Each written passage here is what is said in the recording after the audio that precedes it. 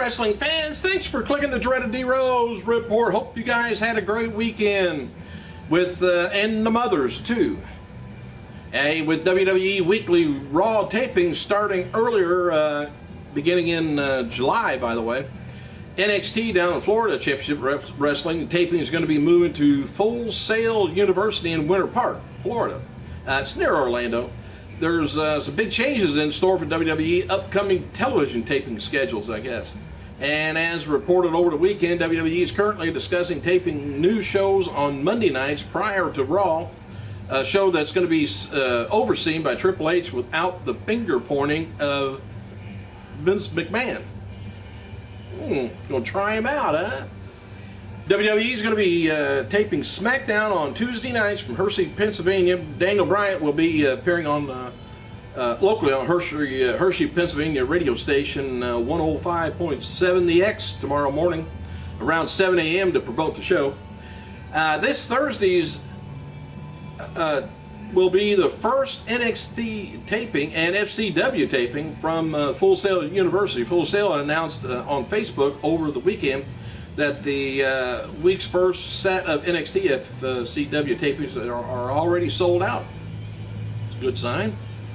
Got a little change of pace, I guess, going there. Hey, aside from NXT FCW taping Thursday night, the taping is also going to be featuring a special appearance from Triple H, as well as two matches featuring WWE superstars Sheamus and Del Rio and WWE Tag Champions Truth and Kingston taking on Epico and Primo. And Jim Ross is also scheduled to be at Full Sail University this Thursday and might return to do commentary at the commentary table alongside William Regal.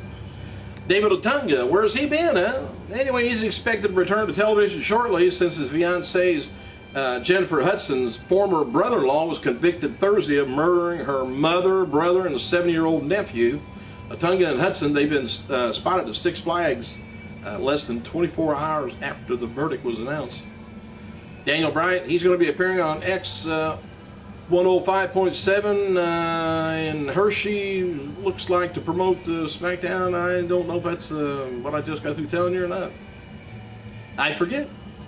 Hey, Jim Ross going to be returning to an announce booth this week as he stated to broadcast the episode of NXT at Full Sail. Not knowing whether he's going to be broadcasting for the FCW, though, which I told you earlier. Speaking of WWE Hall of Famer, he wrote Sunday on Twitter that he was in Pittsburgh and the site of Raw Super Show with his wife. Not anybody else's, just his. WWE sources indicate this weekend that officials are in a panic over Brock Lesnar taking on Triple H, the storyline. And they may move the match to June at No Way Out's pay-per-view. The feeling among others is that they need to save the match for SummerSlam and have it in June will be a big mistake. I guess they don't think that would bring in the pay-per-view buys. But hey, aren't you called creative? Come up with something for SummerSlam just as good. And if you can't, just let me know. Hey, TNA is teasing that Rob Van Dam was injured at Sacrifice pay-per-view and is going to be doing an angle with him on tonight's Impact Wrestling tapings. Let you know more on that later. But if you got the pay-per-view over the weekend, let me know what you thought about it. The feeling backstage after last night's Sacrifice pay-per-view was that it was one of TNA's best pay-per-view events in a long time. And it's noted that neither Dixie or Eric Bischoff was there. I don't know if that had anything to do with it, but could have. Anyway, Dixie tweeted after the event, he says, "Great night, I'm proud of the NXT Sacrifice and proud of the men and women that are in TNA." And it's believed Rob Van Dam wasn't seriously injured in the ladder match against Rude, but both men were hurting once the match was over. And I'm sure today too. And if Bobby Roode makes it through this set of Impact tapings, he will be the longest reigning champion in TNA history. AJ Styles currently holds the record with 211 as champion. Sources indicate that Roode is scheduled to hold the title until Storm returns. And the video, there's a video online of FCW fighter Chantal Sonnet reveals that WWE Hall of Famer Cold Stone Steve Austin, he's been helping him with strength and conditioning before fights. Sonnet says that Austin didn't want to get publicly involved with it, but Austin has been bringing him to the BSR Ranch in Texas for training. And I've had some of the questions about the Extreme Reunion pay-per-view that was the other day. Well, I don't think it was really a pay-per-view. It was just a live show. But anyway, the Extreme Reunion has finally released the iPay-per-view, or IPPV, version of their debut show in Philadelphia. The original plan was to release the event the next day after the production team dropped the ball and the entire show had to be re-edited from scratch. The IPPV download also includes the actual DVD of the event and can be downloaded at extremereunion.net. The next Extreme Reunion event is going to be taking place June 30th in Philadelphia, but the talent are also being booked for a potential Northeastern show on June 29th. All right, Mick Foley, he revealed on Twitter that he's writing he's writing the copy for 99 cards to be included in the new WWE trading cards from Topps. Give him something to do. And former WWE diva Laura Mayhew, she's going to be hosting American Idol's season finale red carpet special for Fox this week. If you don't remember who she is, check it out and you'll see her. WWE is also featuring Lita's alumni profile on the roster page this week.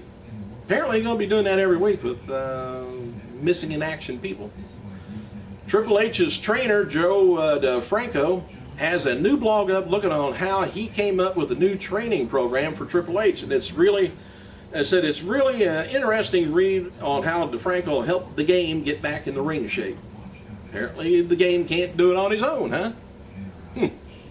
Anyway, Joe listed Triple H's impressive list of injuries over the dozens of ankle sprains, torn biceps, torn tendons, torn quadriceps, muscles and tendons, both legs, 2 elbows surgeries, and removed 9 bone spurs that were the size of human teeth, torn adductor muscle, torn piriformis muscle, knee surgery, and a torn calf muscle. Is that all? There was speculation that, believe it or not, old Matt Morgan might return to WWE now that his contract date and TNA have reportedly they ran out of dates for him. And Morgan's contract doesn't expire until October, but word is that he becomes a free agent if TNA uses up all his dates. I don't know why they do that. They come up with a deal saying, we'll give you X amount of dollars for so many dates. Either dates, as soon as the dates run out, the contract could expire. All right, this was from Ring of Honor. It says, Dear Ring of Honor fans, we can't apologize enough for the issues with the pay-per-view again last night. Said you are loyal fans that continue to support our product, and we continue, and we will always continue to provide better experiences. Well, apparently they didn't. It says we understand that the greater 50% had issues throughout the evening, and this is unacceptable to you, the fans, and yet very unanticipated by us after several texts and bodies of confidence from our technical resources. So here's what they say. Nonetheless, we owe you, and we will make it up to you and make good on it, every one of you. As of right now, the replay is available at ringofhonor.com, and as the higher quality versions are available, we will replace the file with them. And in addition to persons who bought Border Wars Live will receive Best in the World absolutely free. If this is not sufficient, we will gladly offer you a refund instead. All refunds requests should be directed to told to help. It says at ringofhonor.wrestling, ringofhonorwrestling.com with the subject header BW refund. Well, they're standing behind their product big time. Don't take care of the customer. By the way, Matt Morgan, which I was just talking about, said in a recent interview that he's loyal to TNA, but WWE has expressed interest in bringing him back, and there could be circumstances that lead him back. Forgot to finish that. Hey, tonight's WWE Raw Super Show is going to be taking place from the Console Center, Philadelphia, Pennsylvania. Confirmed for tonight's show is an appearance by John Cena, plus an angle between Big Show and Laurinaitis as he demands an apology for last week. And Laurinaitis will also be featured with John Cena's feud and prepare for their Over Limits match. So I suspect, I heard, Big Show might get fired. We'll see. Triple H is also going to be appearing live tonight to address the Brock Lesnar attack. WWE is teasing an altercation between H and Paul Heyman. WWE is not advertising Lesnar for tonight's show, so he probably won't be there unless it be closed circuit.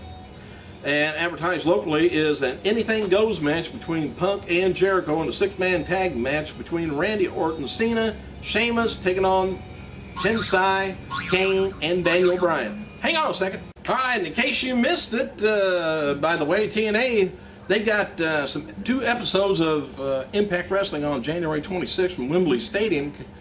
Looks like, yeah, January 26th at London, England. They're going to be running shows in Dublin, Ireland on the 21st, Glasgow, Scotland, and Nottingham, England. I got the 23rd, 24th, and Manchester on the 25th. London Taping is going to be on the 26th. By the way, in case you missed it, Kazarian and Daniel Bryan captured the TNA tag team titles from Magnus and Samoa Joe at last night's pay-per-view. Kurt Angle wrote on Twitter after Sacrifice that he hurt his knee and he's going to put ice on it. Just thought I'd let you know. And wrestling legend Vader turns 57 years old, and Zack Ryder 27. And speaking of Ryder, he had Ryder versus Ziggler trending worldwide, which I don't know. And Hall of Famer Jerry Lawler was sitting courtside for the Memphis Grizzlies and Los Angeles Clippers playoff game on Sunday afternoon, and he was wearing his crown and a Grizzly shirt. Mick Foley, he's going to be special ringside enforcer for last night's CM Punk versus Chris Jericho match at Raw live event in Rochester, New York. Foley ended up getting involved in and giving the old socko to Jericho after the match. Punk cut, gotta watch that, a promo for the fans and giving the mic to Foley. And Foley talked about how the 14-hour round trip was worth making one of the fans' dreams come true. Meeting with the superstars, Foley pointed out pointed the fan out and then threw socko to him. All right, while he didn't win on the television title last night on the pay-per-view, Rob Terry won the OVW heavyweight title at OVW's Saturday Night Special main event over down in Louisville. TNA will tape this Thursday Impact Wrestling from the Impact Zone in Orlando, and so far being announced for this week's show begins an hour earlier. Everybody's changing their times. It's going to be the fallout from Sacrifice and the hyping for Slammiversary starts. Jim Ross, he suggested Sunday on Twitter that he would be broadcasting this Thursday. Well, I was telling you about that earlier. Let's see, the official YouTube account of WWE uploaded several clips from 1995 episode of Raw this week and also took them down. After locking lips with her friend Antonio Cesaro, following a victory on SmackDown, Oksana divulges some surprising details regarding the newcomer in an interview with WWE.com. Boy, am I excited. Kiss and tell. Thanks for clicking, you guys. I gotta go.